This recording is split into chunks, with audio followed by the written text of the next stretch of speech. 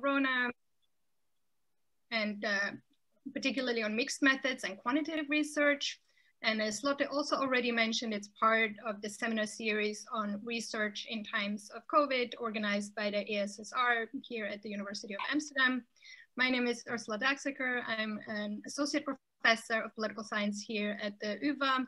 And the goal of this series is really to find out how AISSR and other researchers have adapted to the pandemic and share this information with the AISSR community so that we can all learn from each other. Now we will have two presentations today, and they will both take about 15 to 20 minutes in terms of the presentation, followed by 10 to 15 minutes of Q&A, and I will keep track of time. So when we are at the end of the first 30 minutes, I will wrap up and we'll move on to the second presentation. And I'll introduce now the first presentation, which will be on mixed methods in times of COVID, conducting online interviews and surveys with Syrian refugees in Turkey. I'd like to very briefly introduce our presenters. We have three scholars here today who agreed to present their joint work for this first presentation. And let me just say a couple of words about each of them. So in alphabetical order, Dr. Ezgi Elçi is a postdoctoral research fellow in the Migration Research Center at Koç University, where he works on political behavior and political communication. Welcome, Dr. Elçi. Then we have Eda Kirişçioğlu, who is a PhD candidate in political science at the University of Amsterdam. And she's also a fellow at the Migration Research Center at Koç. And her dissertation is part of the ADMIGOV project that many are familiar with because of its strong foundation here at the UvA. And her PhD project is on the relationship between migration aspirations and border crossing experiences of migrants. And then last but not least, we have Ayşen Üstübici, who is an assistant professor at Koç University in the departments of sociology and political science. She's the co-director of the Migration Research Center at Koç, and she's also co-PI on two Horizon 2020 projects, one on migration and development nexus, and another one being ADMIGOV, which, as you know, is housed or also housed at the UvA, where Anja van Halsem, who is nicely also here today, is the primary coordinator of that project. Okay, so with that, I hand over the floor to our three presenters who also have a presentation that they will be sharing with us through some slides. Thank you. Thank you so much for this kind introduction, Ursula. And I will be very short, and then hand the word to Ezgi and to Eda to talk about different components of our project.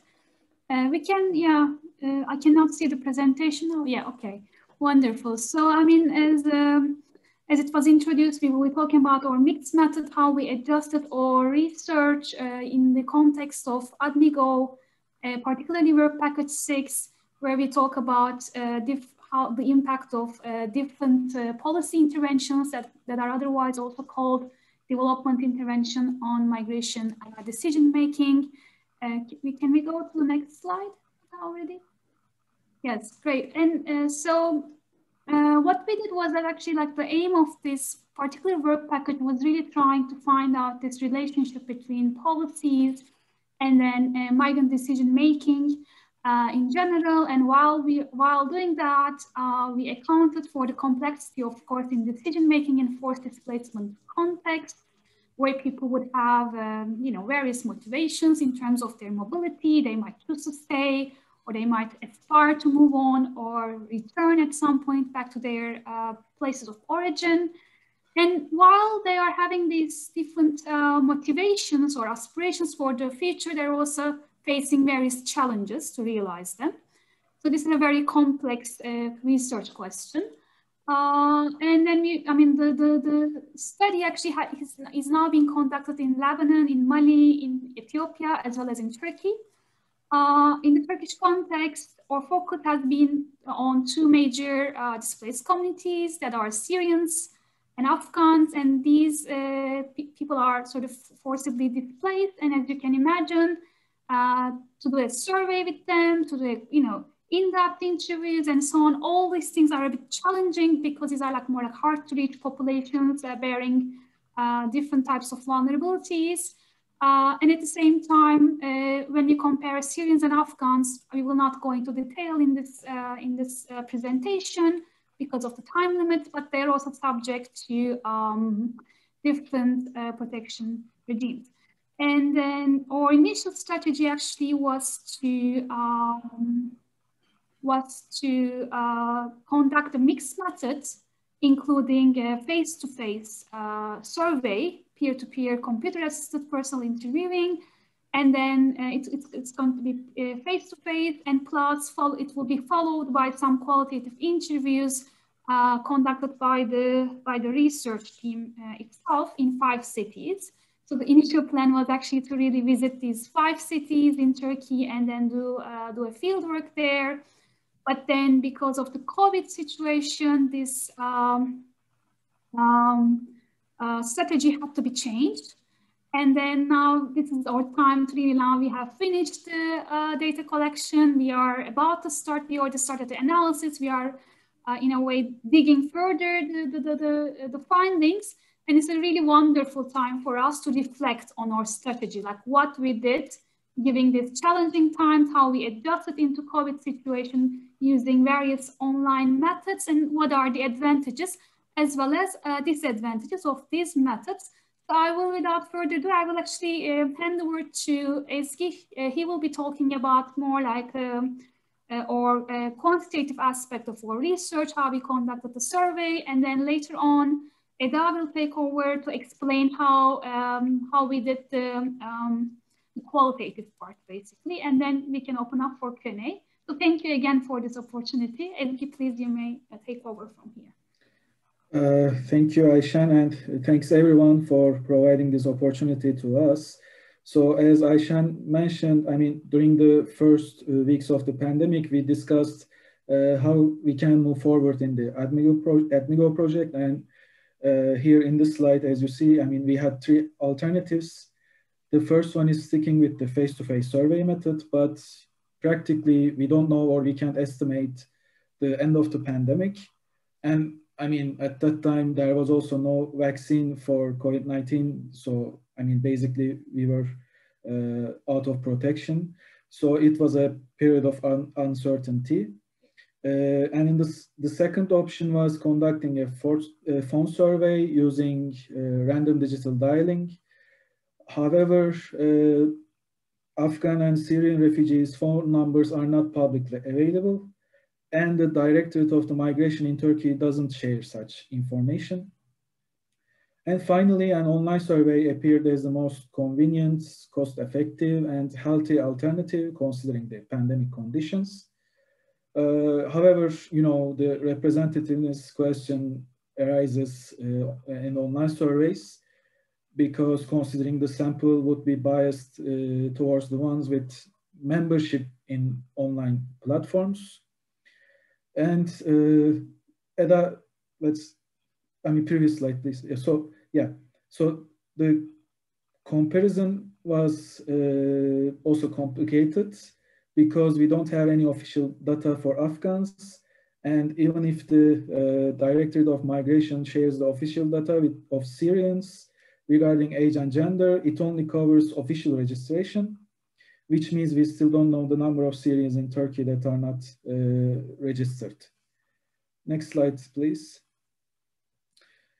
So considering all pros and cons, we decided to continue with the online survey.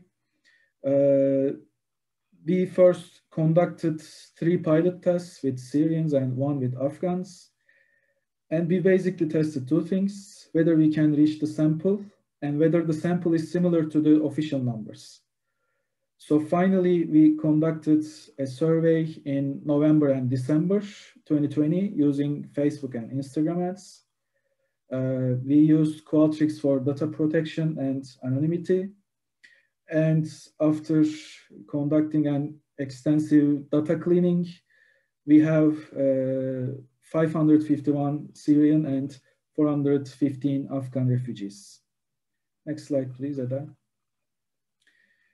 So when we look at the Facebook data, we see that reaching the Afghan sample is more costly than the Syrian sample.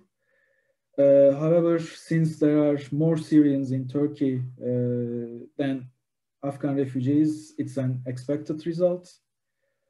And overall, we spent 93 euros for the Syrian and more than 200 euros for the Afghan sample. Next slide, please. So when we control the distribution across provinces, we see that the top 3 provinces hosting Syrians are the same as our survey: Istanbul, Gaziantep, and Hatay. And out of the top 15 provinces, only Kocaeli ranked higher than its official rank, but it's a very minor difference.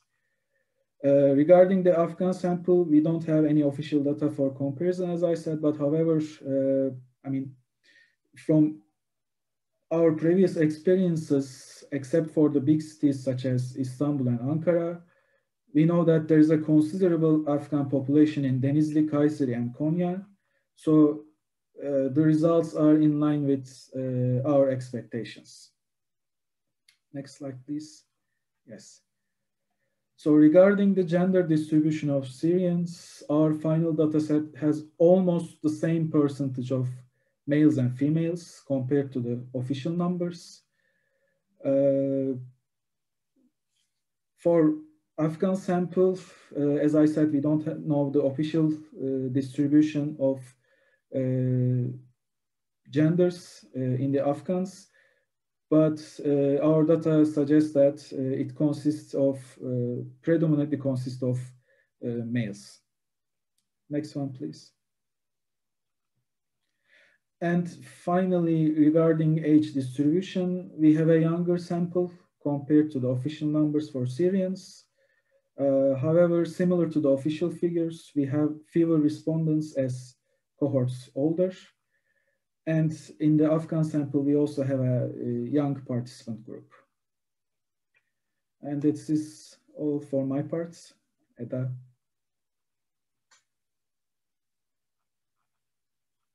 Okay, thank you, Ezgi. So I take over from this part. So as Ayşen stated in the beginning of our presentation, we had also a qualitative interviews in our project. So we were planning, as Ezgi and Ayşen suggested, we were planning to do an on-site fieldwork in Turkey in March 2020.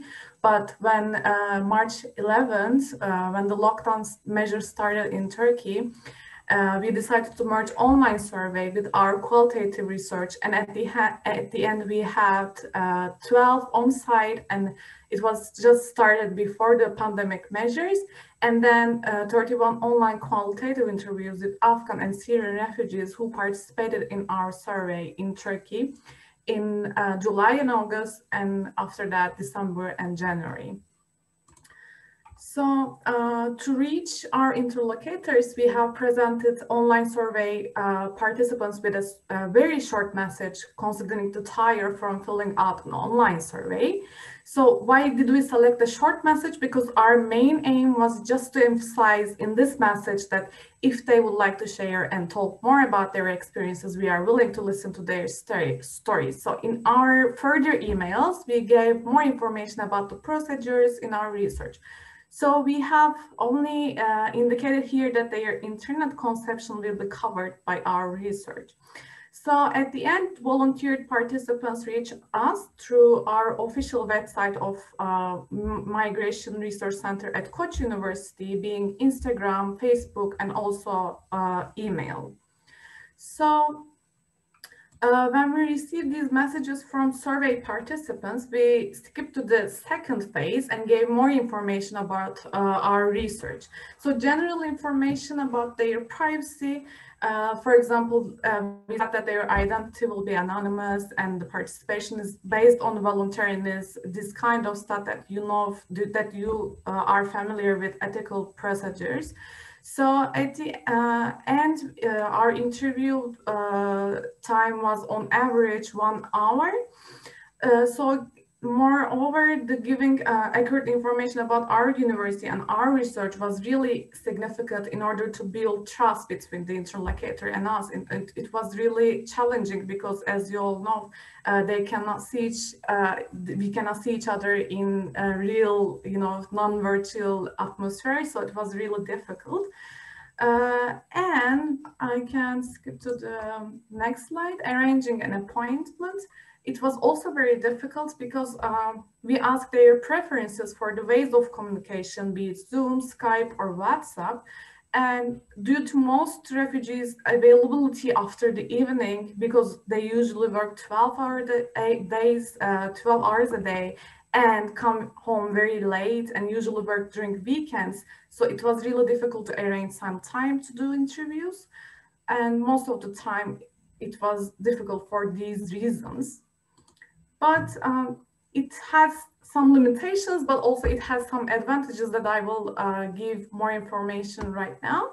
So as you all know, non-site observations are huge in doing field work. So we go to the field and we do observations. So instead of being active, we can stay inactive.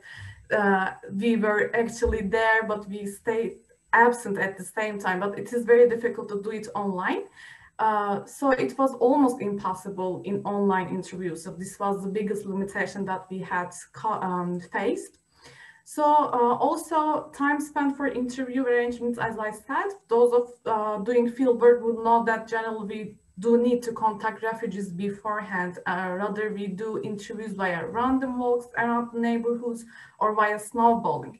But in our online interviews, we had to first send an initial message, then receive a response, then make arrangements with the interlocutors to make appointments. So it was really difficult considering the time conflicts and any kind of issues. So in the end, it requires a lot more time for an interview compared to on-site interviews. And after that, I can say that as in the case of online surveys, we only reach the interlocutors who have access to social media or emails. So it was mainly young generations. Additionally, females who reached us to be interviewed were less present in our research. And after we realized that we lack females' perceptions in our research, we decided to send another round of emails in November. And we highlighted that we are going to prioritize female participants by this time. And by this way, male participants sent us emails emphasizing that their female relatives are willing to be interviewed. So at the end, we almost reached the gender balance for our Afghan interlocutors. So what are the advantages that I can mention here? It was actually surprises for my side. When we first decided that we will do online interviews, I was really worried about building trust because it's online. So I was wrong and right at the same time. I was right because almost only 10% of survey participants reached us to be interviewed further. And almost 50% of them didn't respond our second email. But I was wrong in terms of building trust with the volunteered refugees because this is something that we actually lack during on-site fieldworks because they do not have the opportunity to search for our institutions, our names, etc. And I assume that it was also an advantage for our research because we were able to build trust between our interlocutors and us. So at the end, almost all our interlocutors gave their consent to be recorded even. So it was not very common in our on-site fieldworks. So by this way, I can end our presentation. So thank you so much for listening to us. Thank you so much, Eda, Ezgi, and Ayşen for a great presentation. We now have about 10 minutes for questions and answers, and then we will move to the second presentation. If you have a question or a comment, you can just raise your hand, or you can also put it in the chat, I think, with the number of participants that will be feasible. I Okay, Anya, I also have a question. If no one else gets in line, but Anya, why don't you go ahead, please? Yeah, Eda, could you explain how you are operating with a translator? Yeah, thank you so much, Anya, for this question. Because of the time, I couldn't mention this. This was also another kind of a disadvantage for our online interviews, because to make arrangements, we had to also, you know, have a translator to make the appointments together. And we had translators who were actually in the online field work that we had, because they are the ones who had to actually build trust between the interlocutors and us. So they were also from the refugee community. This was also a big advantage for our research. And they were also present in our online interviews, which also required some extended time for the online interviews due to the time spent during translation. So if you have more specific questions about this, I can answer them. This is the Great, thank you. So we have another question from Zeynep, and I think there's one more in the chat, but Zeynep, please go ahead. Hi, thank you for the presentation. I've got one question for Eda. I mean, you told us that you reached out to refugees formally, and that's not something you usually do when you're in the field by yourself, like in person. I was wondering, because this happened in my experience, whether like this whole like formal reach out thing raised some expectations with refugees. Because like I did a similar research too, and to my experience, I experienced that like when I send out, or like when a research center sends out a formal message, so there are always expectations that like whether they're going to be considered for assistance, whether this is an opportunity for them, like whether something is going to be followed afterwards. So I was wondering whether you encountered such a thing. Yeah, thank you so much for your question, Zeynep, because it was something that I also wanted to mention in my presentation. So this is I think this topic needs huge consideration, because I didn't mention this because we do not face this only in our online interviews, but also on-site fieldwork. And of course, sometimes it happens times where refugees thought that we are an institution who's going to be able to send them to third countries, for example. There was this kind of expectations, or other expectations as receiving aid, because but to avoid this, in our second round of information in emails, we just highlighted that we are not an institution who can help refugees in terms of aids or any kind of resettlement. But again, of course, when our translators called them to make an arrangement to make an appointment, they also emphasize that we are not going to provide anything except the internet consumption that they are going to spend during our interviews. So there were sometimes these issues, but when we started and they gave their consent, and they gave their consent with acknowledging that we are not going to help them. But when we start our interviews online, we also informed them about this. And I can say that when we informed them about everything, it didn't make any huge problems in terms of, I hope that it didn't make any problems with expectations. So, but it is, yeah, it needs huge consideration, I think. Thank you. So we have a question from Kim Sigmund. Kim, if you prefer for me to just read it because you put the question in here, I can do that, but okay, I will just read the question. It's a good one, and I think it's a question that a lot of us also encounter at the UVA. So how did you discuss and ensure anonymity and privacy when using Skype and WhatsApp, and mentioning some concerns about WhatsApp in particular at her institution? So I don't really know who the question is, who would like to answer this question? And who can I give the word? Maybe I can, but if anyone would like to add something. So it is also very good question, I think, because as Ursula, you said in another roundtable that AISSR had, we also talked about this, and it was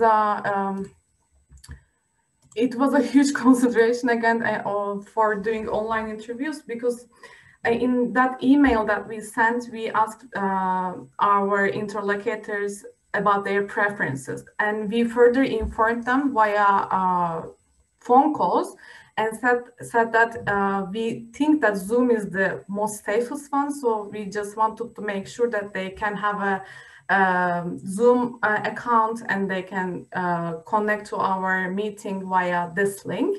But it was sometimes very difficult for some refugees to, click on this link and sometimes sign in.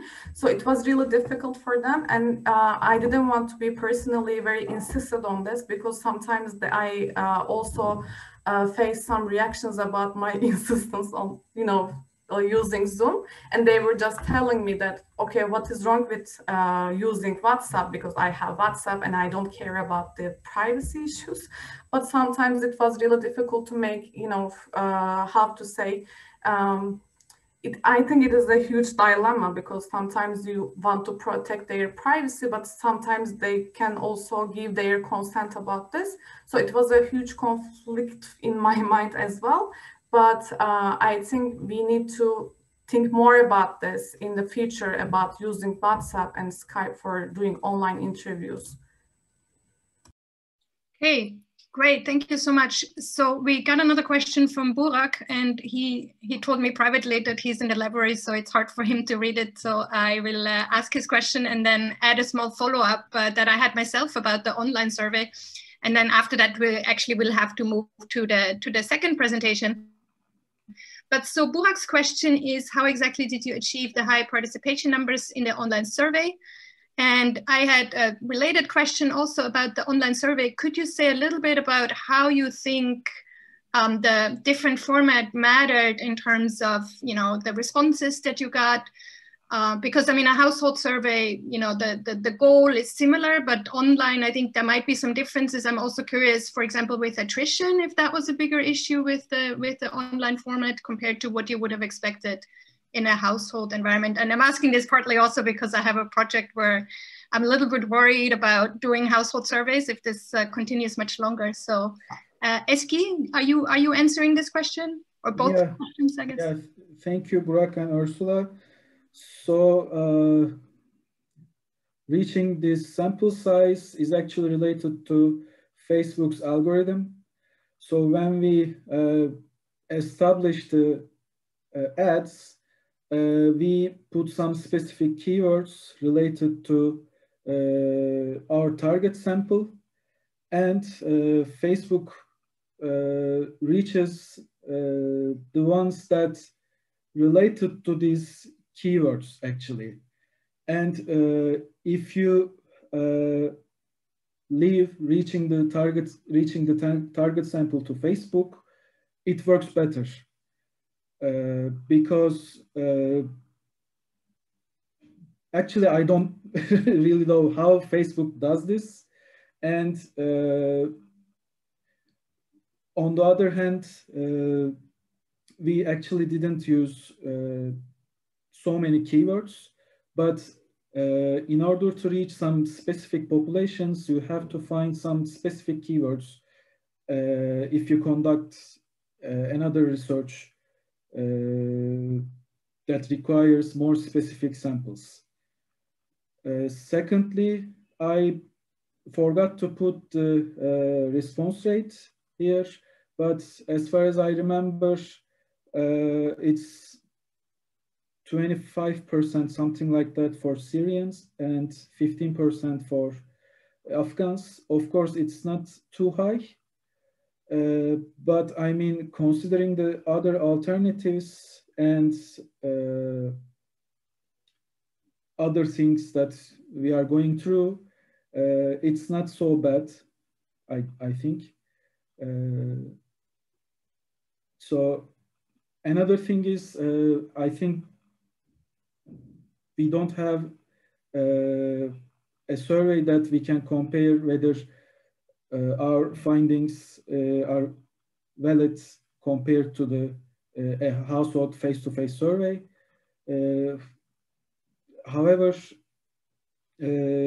as we conducted 3 pilot surveys before, our results also overlap with the ones with the one that we actually or finally conducted. Thank you so much. Well, thank you so much to all 3 of you for presenting. This was super interesting.